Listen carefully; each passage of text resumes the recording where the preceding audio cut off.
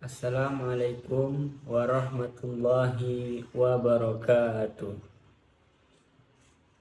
Alhamdulillahi rabbil alamin.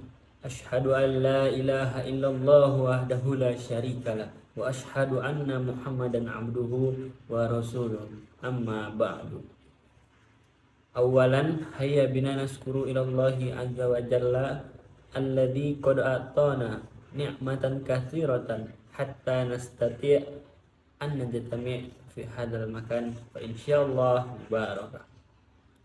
Salatan wa salaman la nansa ila an nursila nabiyuna Muhammad sallallahu alaihi wasallam bilafsin Allahumma salli ala sayyidina Muhammad wa ala ali sayyidina Muhammad.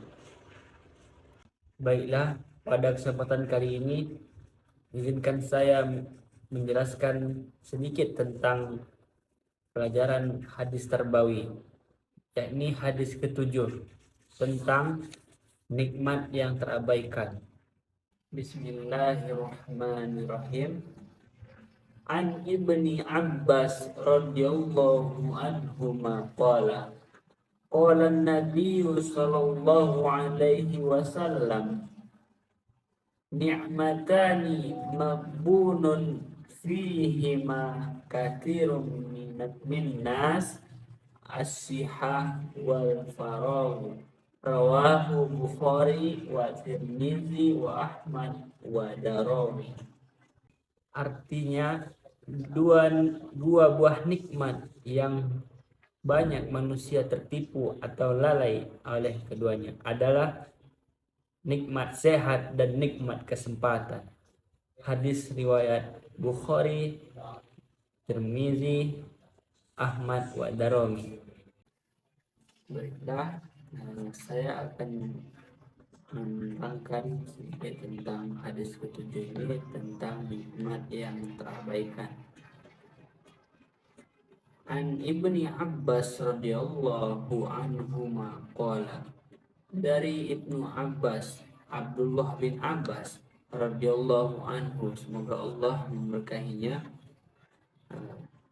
berkata, qala Rasulullah, qala Nabi sallallahu alaihi wasallam, berkata Rasulullah sallallahu alaihi wasallam bersabda, ni'matani maghbunun, ni'matani, dua nikmat, maghbunun, yang disia-siakan atau dilalaikan ataupun dilupakan, fihima katsirun min nas, pada keduanya banyak, katsirun minan nas, banyak dari manusia. Jadi ada dua nikmat yang banyak dilupakan oleh manusia, yakni as-sihah wal faragh, yaitu adalah kesehatan dan kesempatan. Nah, dari hadis ini yang diriwayatkan oleh Ibnu Abbas radhiyallahu anhu, ia menjelaskan tentang nikmat apa saja yang sering diabaikan oleh umat manusia.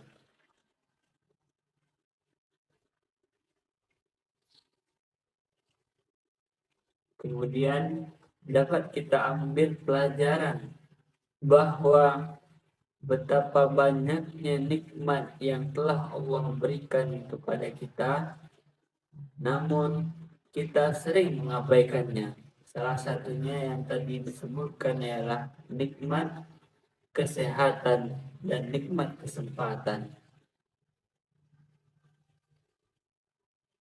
Nah, sebagaimana yang telah dijelaskan pada hadis ini, ada dua nikmat yang Allah berikan, yang mana nikmat ini ialah nikmat yang paling besar, nikmat yang paling berharga, yang kebanyakan manusia ini mengabaikan dan melalaikannya, yang tidak menggunakan waktunya dengan sebaik-baiknya. Rasulullah Shallallahu Alaihi Wasallam bermaksud dan bertujuan di dalam hadis ini, beliau menginginkan dan menegaskan kepada kita agar kita selalu bersyukur atas nikmat yang Allah berikan dan tidak termasuk ke dalam orang-orang yang menyia-nyiakan nikmat Allah ini. Beliau memerintahkan kepada kita semua untuk selalu bersyukur dan mengambil nikmat kecil hingga nikmat besar yang Allah berikan.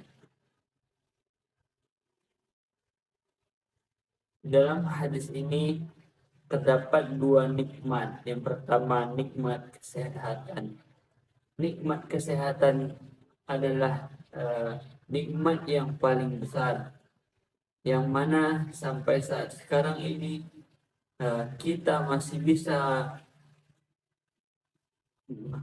belajar menuntut ilmu dan selalu dalam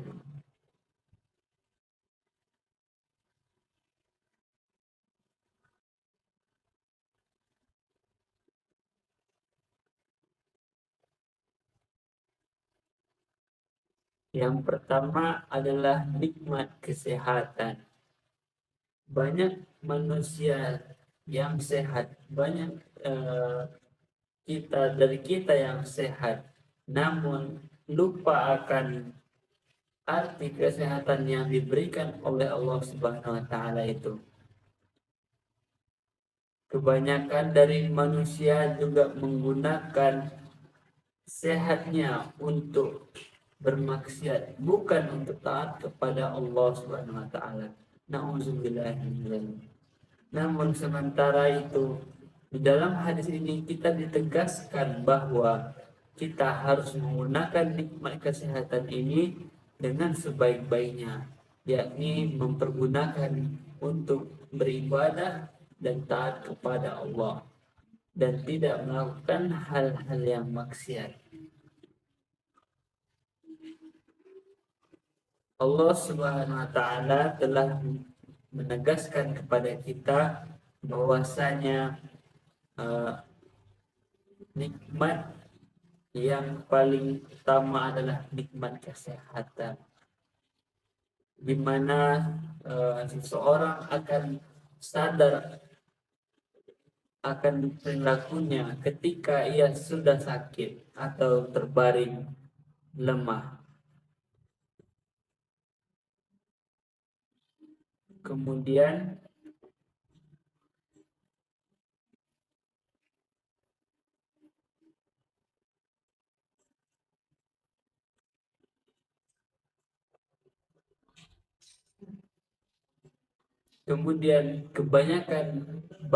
kebanyakan dari manusia tidak bertanggung jawab atas nikmat yang telah Allah berikan ini, sebagaimana di akhirat kelak akan dipertanggungjawabkan nikmat apa saja yang telah ia syukurin dan nikmat apa saja yang telah ia pergunakan. Apakah itu digunakan untuk beribadah dan taat kepada Allah, ataukah sebaliknya, atau pergi ke tempat-tempat maksiat. Kemudian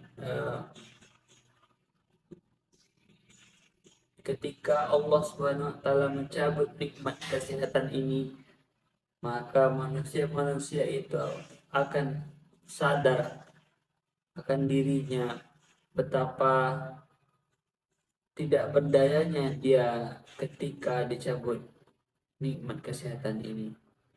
Nah, disitulah kebanyakan manusia banyak yang ingin bertaubat kepada Allah SWT. Maka dari itu dapat kita ambil pelajaran dari hadis ini bahwasanya pentingnya mensyukuri nikmat Allah SWT. Kemudian di dalam hadis ini nikmat yang kedua adalah nikmat kesempatan, yakni nikmat yang diberikan oleh Allah, nikmat waktu luang. Waktu ibaratkan pedang yang bermata dua. Jika digunakan untuk kebaikan, maka akan baik pula hasilnya. Sebaliknya, jika digunakan untuk keburukan, maka dampak buruk itu akan terjadi di kemudian hari kelak. Waktu adalah hal yang sangat berharga, hal yang tidak akan bisa terulang kembali. Maka dari itu, kita diperintahkan agar menggunakan waktu dengan sebaik-baiknya dan menggunakan untuk beribadah kepada Allah Subhanahu wa taala. Nah, oleh karena itu, jika kita menyia-nyiakan waktu, maka sama saja kita ingin hidup kita tidak baik di dunia dan mendapatkan uh, kemalangan ataupun uh, kesulitan di dunia ini, karena waktu adalah sebaik-baiknya kegiatan.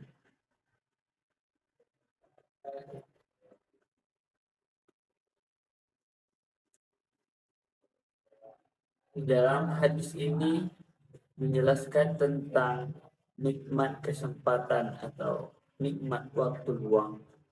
Waktu adalah sesuatu yang terus berjalan dan tak akan pernah kembali lagi. Oleh karena itu, banyak orang yang menyesali perbuatannya karena lupa akan waktu yang telah ia tidak gunakan dengan sebaik-baiknya. Dan ketahuilah kita semua, Allah Subhanahu wa taala telah mengatakan, Ia akan menambah nikmat kepadamu jika kamu mensyukuri nikmatnya.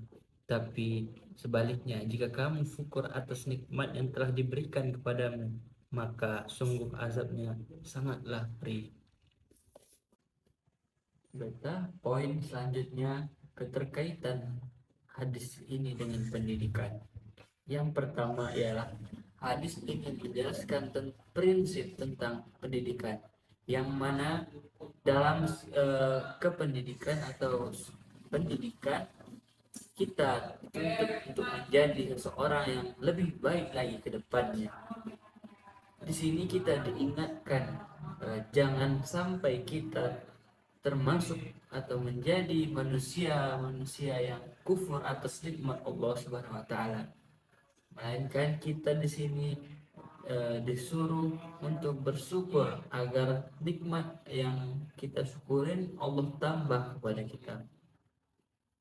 Kemudian keterkaitan hadis ini yang kedua ialah tentang memperbaiki diri atau menyadarkan diri agar tidak lupa atas nikmat Allah Subhanahu wa taala. Karena di dalam pendidikan kita harus menjadi lebih baik ke depannya. Nah, makanya kita disuruh untuk memperbaiki diri dan mengupgrade diri kita agar lebih baik ke depannya.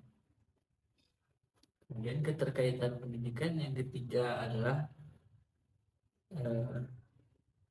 betapa pentingnya nikmat sehat dan kesempatan dalam pendidikan, yang mana dalam pendidikan kita perlu adanya kesehatan jasmani dan rohani serta punya waktu untuk belajar.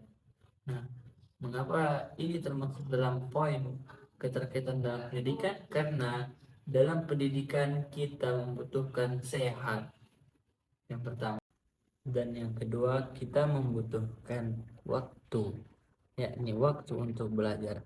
Nah, mungkin itu saja keterkaitan hadis ini dalam pendidikan yang dapat saya sampaikan. Lebih dan kurang saya mohon maaf. Saya akhiri. Assalamualaikum warahmatullahi wabarakatuh.